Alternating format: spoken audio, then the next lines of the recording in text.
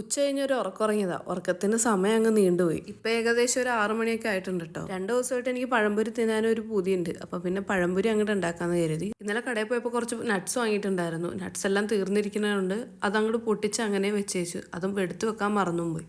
പിന്നെ അതൊക്കെ അങ്ങോട്ട് എടുത്തു വെച്ച് ഏകദേശം ഒരു 6 മാസം മുന്നേ ഞാനൊരു പാൻ വാങ്ങിയിട്ടുണ്ടായിരുന്നു. അതിൽ തന്നെയാണ് ഞാൻ ചപ്പാത്തിയും ദോശയും പിന്നെ ഓംലേറ്റ് എല്ലാം ഉണ്ടാക്കുന്നത്. ഇപ്പോൾ പഴയ പാനിലാണെങ്കിൽ ദോശ ഉണ്ടാക്കിയിട്ട് ശരിയാവുന്നില്ല. അപ്പം ഞാൻ കരുതി ഒരു പുതിയ പാൻ വാങ്ങാമെന്ന്. ഇത് ഞാൻ മീഷോന്ന് വാങ്ങിയാണ് കേട്ടോ. ഇതിലാണെങ്കിൽ നമുക്ക് ദോശ മാത്രം ഉണ്ടാക്കാമെന്ന് കരുതി. ഇനിയും പഴംപൊരി ഉണ്ടാക്കാൻ വൈകണമെങ്കിൽ ഞാൻ എന്തായാലും ഡിന്നർ കഴിക്കാനും വൈകും. വേഗം തന്നെ പഴംപൊരിക്കുള്ള മാവ് റെഡിയാക്കി മൈദപ്പൊടി മാത്രം ചേർക്കാതെ കുറച്ച് അരിപ്പൊടിയും കൂടി ഇട്ട് കഴിഞ്ഞാൽ നല്ല ക്രിസ്പി ആയിട്ട് കിട്ടും. എനിക്ക് തോന്നുന്നു അത് മിക്കവാറും എല്ലാവരും ചെയ്യണം തന്നെ ആയിരിക്കുമെന്ന്. ഞങ്ങളിപ്പോൾ താമസിക്കുന്ന വീടിൻ്റെ അടുത്ത് മലയാളി റെസ്റ്റോറൻറ്റ് കുറവായതുകൊണ്ട് എല്ലാം വീട്ടിൽ തന്നെയാണ് ഞാൻ ഉണ്ടാക്കുക. പിന്നെ പ്രഗ്നന്റ് ടൈമിൽ പുറത്തുനിന്ന് കഴിക്കാൻ പാടില്ലെന്നും പറയുന്നുണ്ട്. പക്ഷെ അങ്ങനെയൊന്നും കഴിക്കാതിരിക്കണില്ല. എന്തായാലും പുറത്തു പോയാലും എന്തെങ്കിലുമൊക്കെ കഴിക്കും. സാധാരണ ഞാനിങ്ങനെ രണ്ടായിട്ട് കട്ട് ചെയ്തിട്ടല്ല പഴംപൊരി ഉണ്ടാക്കുക. ഈ പഴമാണെങ്കിൽ ഭയങ്കര വലിയ പഴം. അപ്പം ഞാൻ കരുതി രണ്ടായിട്ട് കട്ട് ചെയ്തിട്ട് വറുത്തെടുക്കാമെന്ന്.